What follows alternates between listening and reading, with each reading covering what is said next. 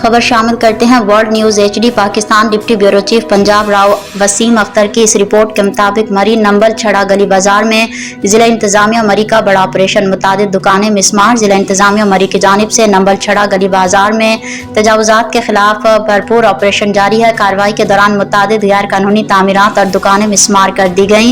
Operation की निगरानी additional deputy commissioner revenue मरी और असिस्टेंट कमिश्नर मरी फैसल अहमद और DFO मरी सुधीर अहमद खुद कर रहे हैं। जिला इंतजामिया के हमरा महकमे जंगलात के एहलकार और पंजाब पुलिस की भारी नफरी भी मौजूद है ताकि किसी भी मुमकिन मुजाहिमत से निपटा जा सके।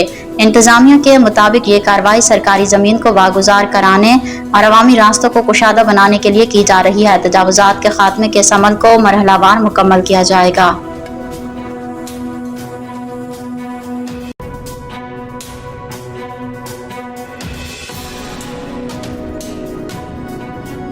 थोड़े से पीछे